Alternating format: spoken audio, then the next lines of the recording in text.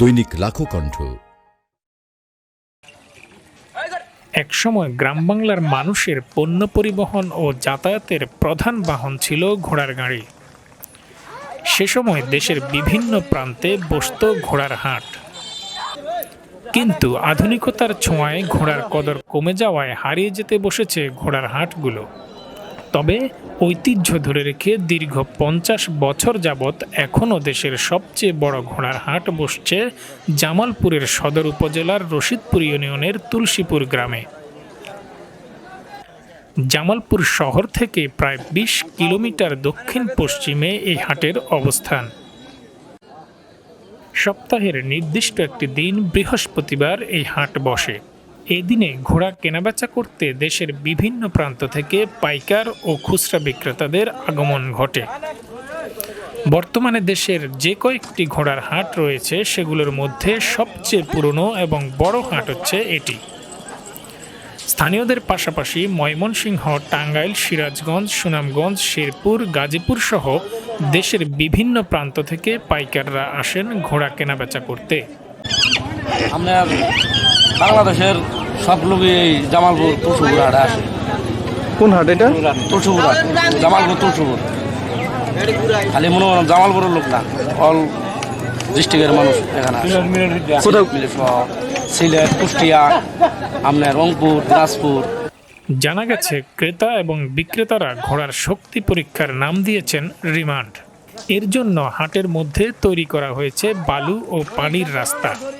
সেই রাস্তায় ১০ থেকে ১৫ জন মানুষ ঘোড়ার গাড়িতে উঠিয়ে গাড়ি ছোটানো হয়। যে ঘোড়া বালু ও পানির মধ্যে গাড়ি টেনে নিতে সক্ষম হয় সেই ঘোড়ার শক্তি বেশি বলে বিবেচিত হয়। এছাড়াও শক্তি পরীক্ষার জন্য ঘোড়াকে উঁচু পাড় বেয়ে উঠানামা করানো হয়। রিমান্ডে যে ঘোড়া সবচেয়ে বেশি শক্তি দেখাতে পারে সে ঘোড়ার দামও তত বেশি।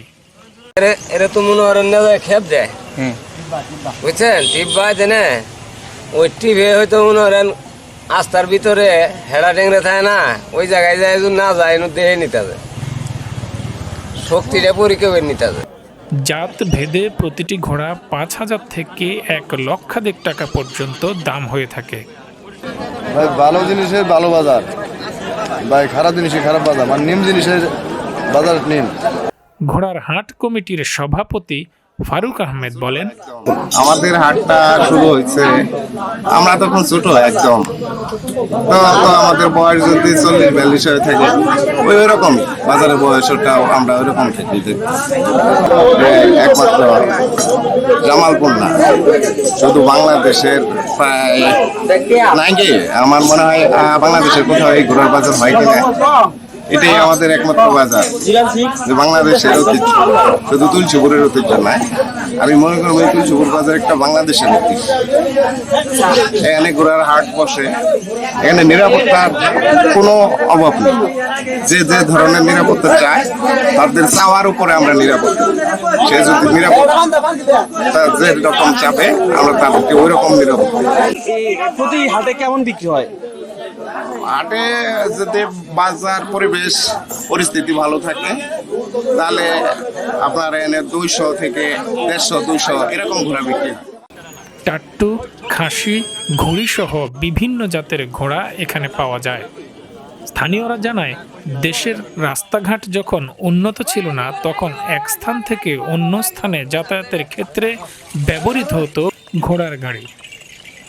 সে সময় ঘোড়ার কদরও ছিল বেশ। কিন্তু কালের পরিক্রমায় গ্রামেও লেগেছে আধুনিকতার ছোঁয়া।